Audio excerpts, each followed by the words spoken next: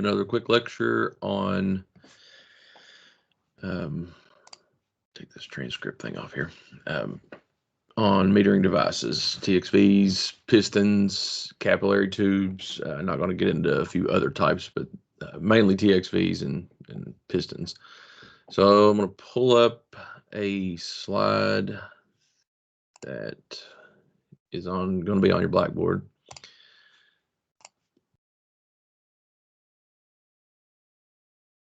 Kind of go through this pretty quick.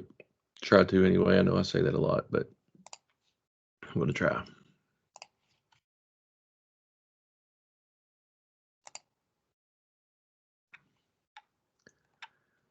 All right. So what's the purpose of a metering device to begin with? It's to feed the evaporator. It creates low and high pressure. So it's the split between your high side liquid coming in and then feeding into your evaporator. It's feeding in low pressure liquid vapor mix, 75-25%, kind of meters that refrigerant, so to speak. And so that refrigerant flashes off, as we'll say.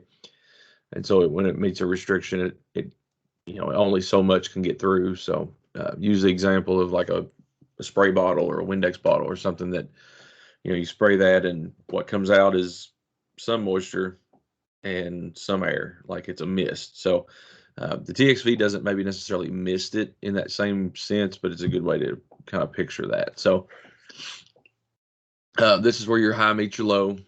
And so your evaporator, the leaving side of your TXV, the evaporator, and into your compressor or your low side, your suction line. So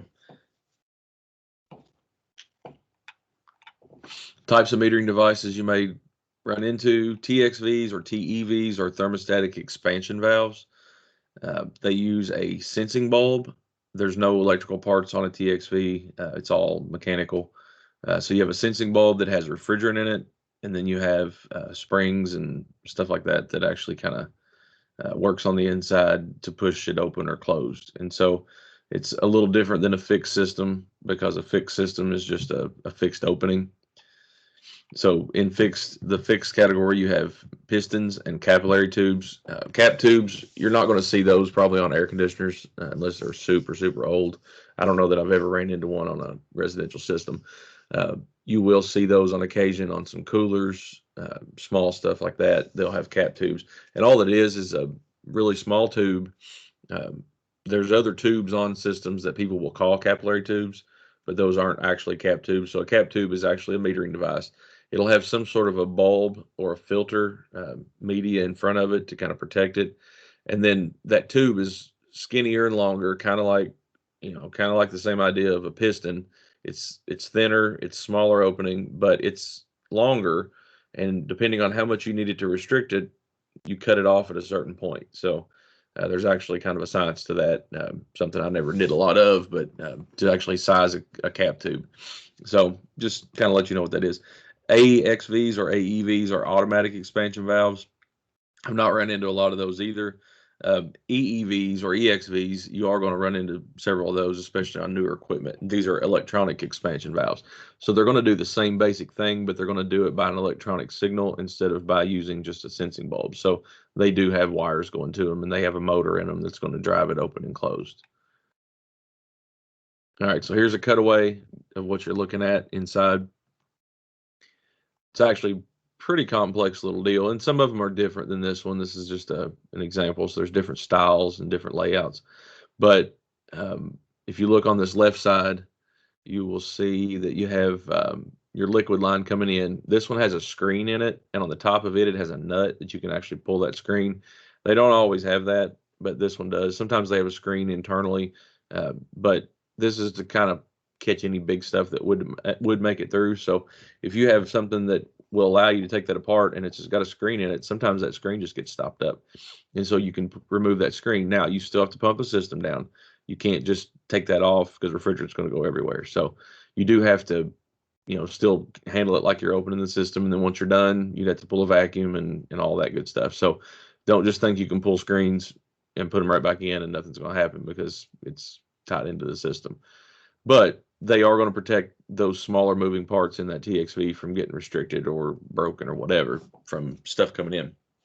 But if the screen gets stopped up, then it's going to create a restriction. So it's catch-22, I guess. You've got a head on the top, and that head has a diaphragm in it that will push up and down. So if you see this small metal plate, silver plate that's on top of this brass plate, uh, pressure will come into this tube that's on the top, and I hope you can see my arrow on the screen. Come into that tube on the top, and it will put pressure on top of that valve and drive it down or let it come back up, depending on what position it needs to be in. And when it does that, these rods push down on this spring that eventually opens the valve or closes the valve. So it's kind of everything's kind of tied together. Um, it's kind of strange how they do work, but down at the bottom on this one, you've got a nut that will come off, and this nut has a set screw, or not a set screw, but an open and close uh, adjustment screw. So you can back that out or raise that up. I wouldn't recommend adjusting a TXV if it is an adjustable TXV unless you really know what you're doing, and unless you know that that's what needs to happen, and it's not that it's undercharged or overcharged or restricted or something with your airflow or whatever, dirty coils and stuff. So you want to make sure that that's kind of your last thing. On AC units, usually if they do come adjustable, there's not a lot you're going to do with them because they should be pretty much set where you want them. But commercial equipment, you'll twist on TXVs quite a bit. So you need to know when to do that and when not to, because a lot of people do it when they shouldn't. All right, so you've got an orifice still in there, but that opening kind of has it can open and close more based on what it needs. You've got a spring, and so that spring is going to be set at a preset tension based on your set screw, your adjustment screw.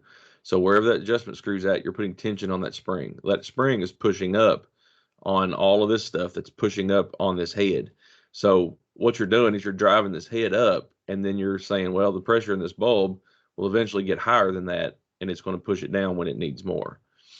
And then you've got a packing gland. These are bad if they have a stem on them about leaking around that, because inside of that, that'll actually come apart. So when I worked at MSU, we would have to tear these apart a lot of times, and then you'd adjust them. That has a packing nut that kind of squeezes that packing down, and that packing is just it's like a graphite rope that goes in there. Most of them are, and it seals that up. But over time, sometimes that'll get packed down, and it'll create a leak. And sometimes you can tighten that nut down, and it'll tighten the packing up. But if you do that so much, it'll get to where you don't have any more adjustment, so you might have to repack it. So we did have to do a few things like that. Another picture, little different style, same basic principle though.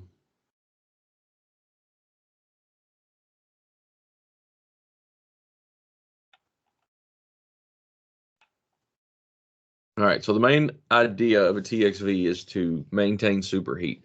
So we understand your superheat is kind of a measurement of, protecting your compressor, but it's also a measurement of how much liquid you're letting get through that evaporator so you don't flood back the compressor. But then it's also to see how full that evaporator is, so that you know how much of your evaporator is actually going through that latent change, that change of evaporation, which is what does most of the work. So for efficiency standpoint, we want as little superheat as possible.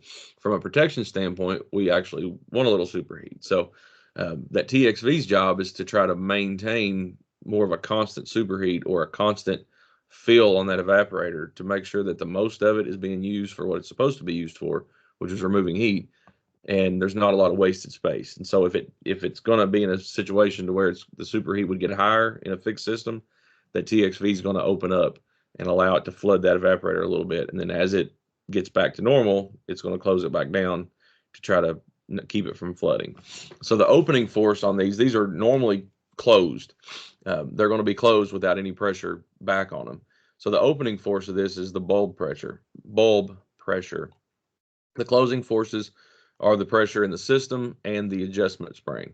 So if you go back to our picture, and I don't know if there's a better layout of this later, but so this bulb comes into this tube. That bulb is full of refrigerant, just like anything else. That refrigerant, when it changes temperatures, if it increases temperature, if it senses a higher temperature, then it's going to heat up. If it senses a lower temperature, it's going to cool down, and the pressure is going to drop. So that bulb is full of refrigerant. It's not the same refrigerant that's in the system. It may be the same type, but it's not the same exact. It's its own thing.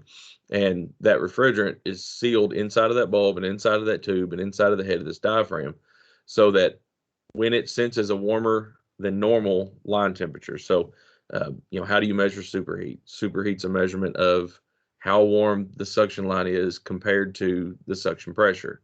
So it kind of hit me one day, like, how this thing actually works is that it's creating a balance.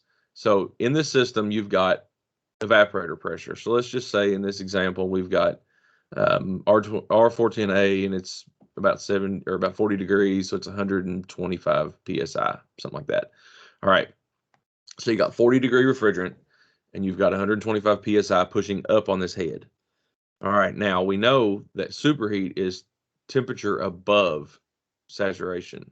So in theory, the suction line should never be, unless it's freezing, should never be lower than the temperature inside of the system, because that's added heat. So if we have any superheat, even if the refrigerant temperature inside the system is 40 degrees, if you have 1 degree superheat, that line's going to be 41. So if you didn't have a spring, this pressure would always be equal to or higher than the system pressure. So it would always win. So it would always be pushing down on this head, and that head would be then saying, hey, we've got high superheat. We need to flood this evaporator a little bit more. And so as this bulb senses higher and higher and higher temperatures, the pressure in the bulb goes up, which pushes this thing down. As it pushes it down, it allows more refrigerant through to try to get that superheat back in check. Because if we start having 15-degree superheat on the same system, now instead of a 41-degree line, we've got a 55-degree line. We got 40-degree suction temperature, and you got 55-degree line temperature. Well, that line is going to have that bulb strapped to it. So that bulb at 55 degrees is going to go to a higher pressure than the system's at 40. So it's going to push down on this head, going to drive this valve open, and it's going to say, hey, we're starving. This coil is starving. Let's have some more refrigerant. So it opens it up, and then as that system starts to process that extra refrigerant, that line should cool down because your superheat should come down. And as it comes down, the pressure on the head is going to get lower, and it's going to allow this valve to close, back down a little bit and try to get back to where it belongs. One of the ways you can test just to see if that thing's even operating is you can take that bulb off, hold it in your hand, and measure, while you're measuring superheat, and you can watch that thing open and close. You can watch it open up and see that it needs to have more refrigerant because you're tricking it to make it think it's warmer. So that's one trick you can do to kind of see that it will operate, that it's not stuck. All right. Okay, so in this case, this one's saying the same thing we just talked about. Assume there's R22 in the system. So R22 at 40 degrees, 40 degrees. So this is your saturation temperature inside the refrigerant. This will be what your gauges are reading. That's 69 PSI, 70 PSI. So you have 70 pounds pushing up on that valve right here, all right? And then if you have 10 degrees of superheat, that line is 50 degrees. So the line at 50 degrees is going to read 84 PSI, because if you go to your PT chart and you look at R22 at 50 degrees, it's 84 pounds. So 84 pounds is pushing down on this. So there's a 15-pound differential. So in order to balance this at this point, if we want to maintain 10 degrees superheat, you have to set this spring will have to be set at a 15-pound offset so that it balances that, so that it's not just letting it stay wide open. You have to have it pushing back up to maintain balance, because that the system pressure is always going to be equal to or lower than the bulb pressure. Now, if that bulb loses refrigerant, so those things can get a leak in them, and it doesn't hold hardly anything. So if it gets a leak, then it's not going to push down, and that thing's going to slam all the way up. It's going to slam shut. So just a heads up there.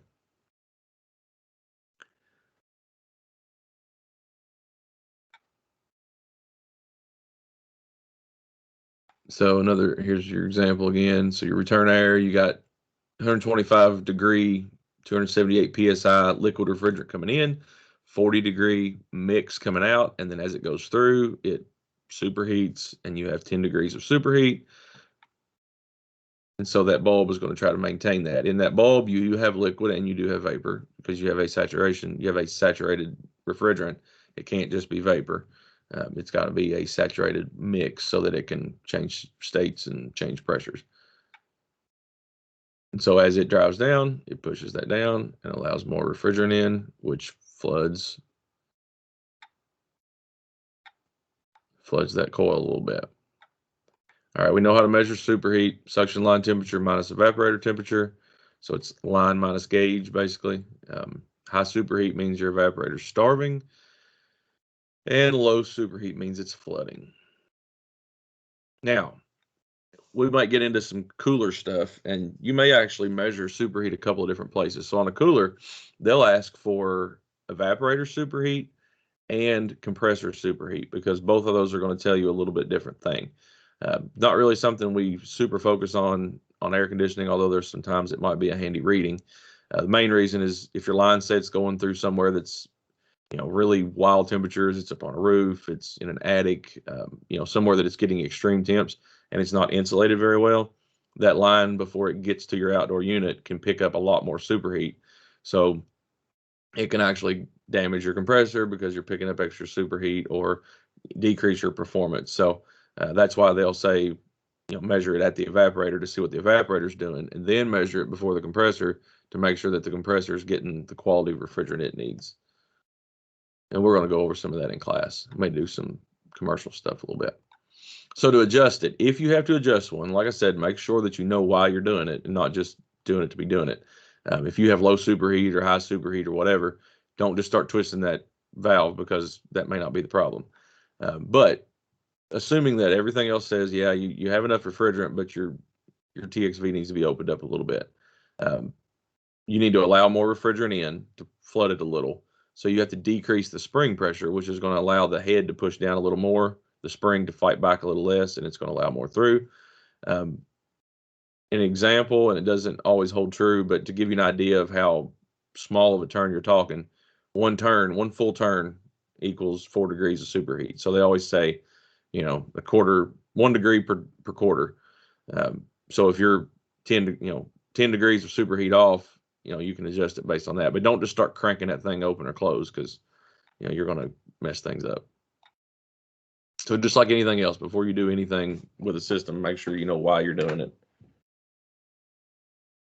All right. So once you adjust, it's just going to let more through. So it's going to lower your superheat. Increasing it's the opposite.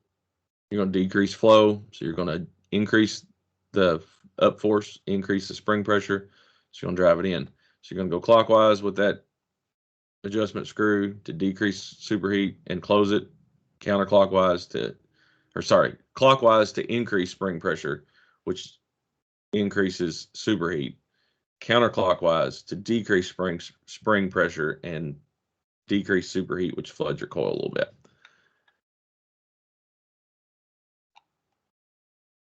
All right, so I'm going to skip through some of this stuff. Some of this stuff you can go back and look at. I'm just hitting the highlights. All right, some will have flare or sweat fittings where they're actually soldered on. Others will have flare nuts. Some will have a combination of the two. It'll have a nut on one side and a solder fitting on the other side. These you'll see in a lot of commercial stuff that they actually sandwich together. There's a gasket in between both of these bolt flanges. So those are bad about leaking. We had to replace a lot of those. So you take those bolts loose and pop that out, and there's a gasket inside of there, or a seal. Factory recommended bulb locations, and you'll want to look at manufacturer specs on this, but usually they want you to have it somewhere on the side. Some will say between 8 o'clock and 4 o'clock. Some will say 9 and 3. But look at the manufacturer specs, but you don't want it on the bottom because there's going to be liquid on the bottom of that line, possibly. You don't want it on the top because it's going to be your hottest refrigerant in that line. So you want it somewhere in the middle or the bottom third so that you're getting a good mix of both. You want to have it on a horizontal location if you can. Vertical you can do, but it's kind of a last option.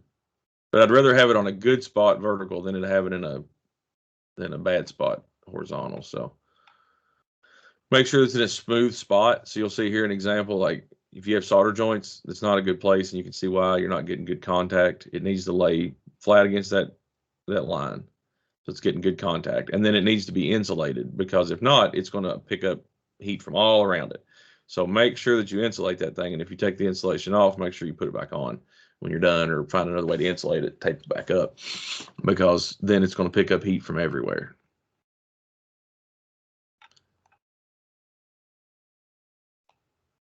So here's good, bad, and kind of okay.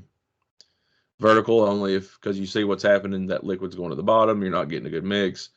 If you lay it sideways, you're getting a good blend of that, and it's feeding that in. You don't want it to be upside down, so you don't want this tube to be facing downward. If you have to go vertical, you want it to be facing up, so it's pulling the vapor off the top, not the liquid. And you want it to be in a spot where it's contacting the pipe. You can replace a valve. You can rebuild valves, especially commercial stuff. You can take them apart, and you can actually kind of dig into them and take the guts out of them, so to speak, and rebuild the guts without having to undo the valve. So some of those valves are really expensive, but if you can just replace the internals, it may not be that bad. It may be a lot easier than trying to take it out too. So that valve, you're going to have to order the head. You can order a replacement head. You can order, a head and bulb with it. You can order springs. You can order all kinds of stuff. So you can do a lot with some of them. Now, some of the smaller ones, residential stuff, they're going to be pretty much drop an old one and put a new one in. But bigger stuff, you can work with them. All right, so I'm going to skim on through this. Debris screens, I mentioned that. There's a picture of one of those. Here's a picture of this type. A couple of strainers. Another reason you want to flow nitrogen while you're brazing is because, those things get stopped up so easy. Any little crud's going to come through there.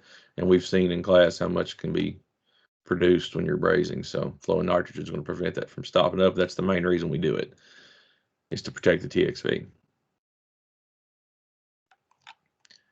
All right, so that's probably going to be all I'm going to cover through here. So you can dig through some stuff. There's a picture of an AXV. They're a little different. You have to preset some stuff on them, and it's going to kind of try to maintain, but they're a little different, not super common.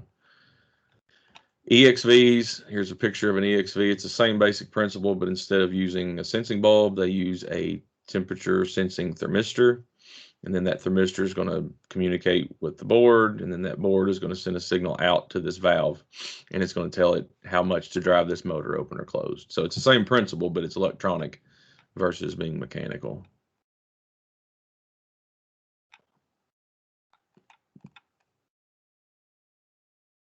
There's a picture of a thermistor, or that's a transducer, I guess. There's a thermistor.